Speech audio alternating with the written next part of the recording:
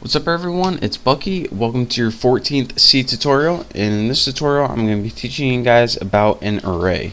Now what an array is pretty much a way that you can store multiple items of the same type in your computer. Or in other words, this might be a little easier to understand, you can store multiple values in a single variable. So, you might not be able to grasp that concept yet, but I promise you by the end of this tutorial, you'll be an array expert. So the first thing that you need to do, again, just like a normal variable, is define it. So go ahead and type whatever value you're going to be returning or going to be storing it. I'm going to be just working with numbers, so I'm going to go ahead and write int for integer. Next, you're going to need to name your array. Give it any name you want. I'm going to name mine Bucky. Now the next thing you do is a little different than defining a single variable. You need square brackets, and inside those square brackets you have to type whatever number you're going to want to reserve in your memory. Now since I'm going to be storing 5 different values in this array, I'm going to go ahead and write the number 5. And what that does is tell your compiler and your computer, alright, we're going to have 5 numbers, so go ahead, go into my memory and reserve 5 spaces for this array. So it's going to go, okay, done. The next thing that we're going to want to do is assign variables or assign values to the elements in this array. Now, although we have 5 different elements we just built in Bucky, we don't start with the number 1 and go to 5. Your computer, since it loves zeros and ones, it's going to start with the value 0 and go 0, 1, 2, 3, 4. So 0 to 4 are the elements you're going to be able to work with, not 1 to 5. So your maximum is always 1 less than whatever you define. And I'll show you guys what this means later. But to store different values in each of these elements, what we need to do is do just that. So this is how you do that. Go ahead and write the name of your array, and this is just for assigning values. Then, since 0 is our first element, we need to assign a value to this. So go ahead, Bucky 0 equals, and we'll just put 16. And we do this for the entire list of our array. So Bucky 1 equals 21.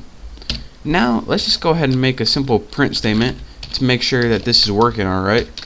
Printf %d, might as well put a new line for formatting, and go ahead and instead of your variable, go ahead and put whatever element in the array it is. So Bucky 0. Now let's go ahead and compile and run this, and we should get the number 16. Come on, come on, no whammy, no whammy. Right there, 16. But what happens if we try to print out an element that hasn't been assigned a value yet, such as 3? Well, I'm not even sure myself, so let's go ahead and test it out. Gotta feed my curiosity, you know. Ooh, that's interesting. That might be a location memory, I don't know. But we don't want to do that. So what you want to do is, before you go ahead and doing all that, you want to go through your array and make your entire list and assign values to each of those numbers.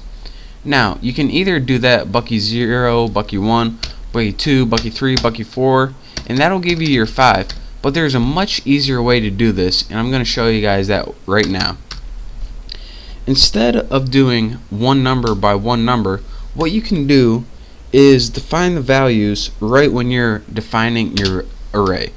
So put Bucky 5 equals, and then in your curly braces, all you have to do is type in 5 values. So let's type in 21, 13, 435, 56, and 7. And what this is going to do is assign the element number 0, 1, 2, 3, 4, 5. And this is also called the position number, because it's what position in the array it is. So Bucky 0 is going to equal 21.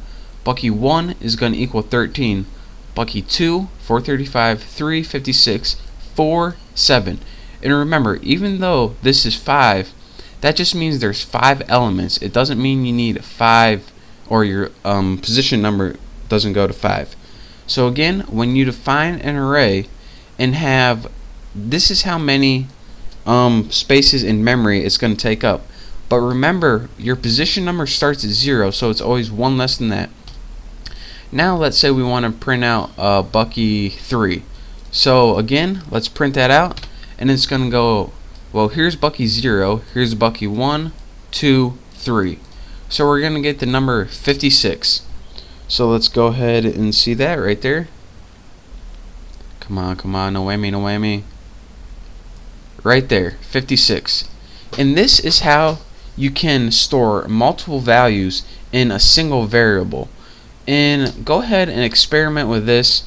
And another thing I want to teach you guys one last time is, if you're making a list and you want to find out how many elements you have, but you don't exactly know how many you have, maybe you have the user input a certain number of things and you don't know how many it's going to be, you can leave this number blank when defining your array.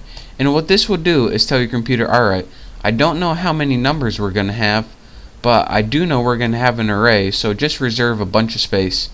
And then let's make a couple more numbers here.